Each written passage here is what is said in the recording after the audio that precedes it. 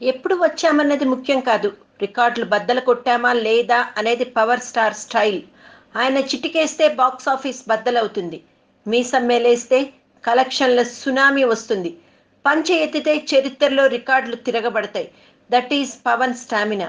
మరికొంత గ్యాప్ తర్వాత పవన్ సినిమా వస్తుందంటే అభిమానుల్లో ఎంత క్రేజ్ ఉంటుందనేది ప్రత్యేకంగా చెప్పక్కర్లేదు. అదీ కాక పవన్ డిఫరెంట్ గెటప్తో తొలిసారి నలుగురు తమ్ముళ్లకు అన్నయ్యగా కనిపిస్తుండేసరికి అభిమానుల్లో అంచనాలు తారస్థాయికి చేరాయి.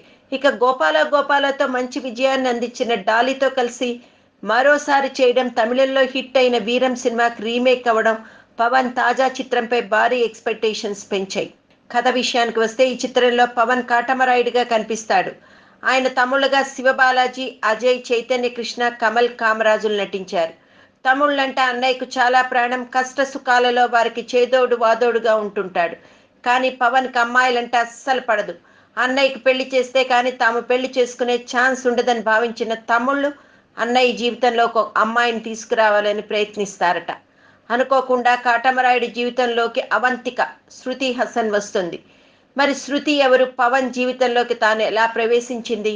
ఆ తర్వాత తమ్ముళ్ళు ఎవరెవరిని పెళ్లి చేసుకున్నారు? ఇలాంటి అంశాలన్నిటితో కాటమరాయుడు చిత్రం తెరకెక్కింది. సినిమా కథనం విషయానికి వస్తే తమిళ చిత్రం వీరంని కాస్త అటు ఇటు మార్చి కాటమరాయుడు చిత్రాన్ని డాలీ తెరకెక్కించాడని అంటున్నారు.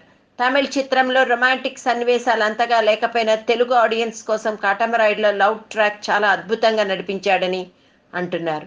పవన్ కళ్యాణ్ ఎంట్రీ సినిమాకు హైలైట్ అని చెప్తున్నారు. అన్నాదమ్ముల మధ్య సాగే సరదా సన్నివేశాలు కూడా సినిమాను ఓ రేంజ్కి తీసుకెళ్లాయని సినీ లవర్స్ అభిప్రాయం. దర్శకుడు డాలీ ఈ చిత్రం ద్వారా ఎమోషన్స్, సెంటిమెంట్స్, కామెడీ అన్ని సమపాళల్లో వడ్డించాడని అంటున్నారు.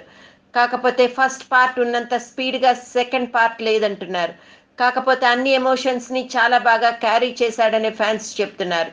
శృతి గ్లామర్తో పాటు అనూప్ సంగీతం సినిమాకి స్పెషల్ అట్రాక్షన్గా మారిందట. ఈ సినిమాలో శృతి చాలా లావుగా కనిపిస్తుందని అభిమానులు కాస్త ఫీల్ అవుతున్నారు. ఇక టీం పెర్ఫార్మెన్స్ విషయానికి వస్తే పవన్ కళ్యాణ్ సినిమాను దాదాపు తన భుజస్కంధాలపై మోస్తూ నడిపించాడట. తమ్ముళ్ళుగా నలుగురు అద్భుతమైన పెర్ఫార్మెన్స్ కనిపించారని చెప్తున్నారు. గబ్బర్ సింగ్లో పవన్ ఎంత యాక్టివ్గా కనిపించాడో కాటమరాయుడులోనూ అంత యాక్టివ్గా కనిపించి సినీ లవర్స్కి పసందైన విందు అందించాడు. ఇక దర్శకుడు డాలీ తమిళ్ రీమేక్ అనే ఛాయలు ఎక్కడా కనిపించకుండా చాలా అద్భుతంగా నడిపించాడు. పవన్ని చూపించిన విధం అయితేనేమి, రొమాంటిక్ సీన్స్ని డీల్ చేసిన విధానం అయితేనేమి అభిమానులు ఈ దర్శకుడిపై పెట్టుకున్న నమ్మకాన్ని నిజం చేశాడు. గబ్బర్ సింగ్ తర్వాత రెండోసారి పవన్తో నటించిన శృతి తన పాత్ర పరిధిలో నటించింది. చాలా చలాకీగా పవన్ని కట్టిపడేసే పాత్రలో అలరించింది. ఇక ఆలీ, నాజర్, పృథ్వీ తమ పాత్ర పరిధిలో నటించారు. ప్రసాద్ మూరెల్లా తన కెమెరా పనితనంతో ఆడియన్స్ని అలరించాడు. అద్భుతమైన సన్నివేశాన్ని చాలా అందంగా చూపించాడు. ఇక రాయలసీమలో సాగే కొన్ని సంభాషణలు కూడా ఈ చిత్రానికి స్పెషల్ అట్రాక్షన్గా నిలిచాయి.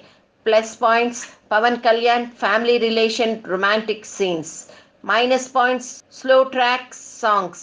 తీర్పు: కాటమరాయుడు చిత్రం షడ్రుచులతో నిండిన ఉగాది పచ్చడి.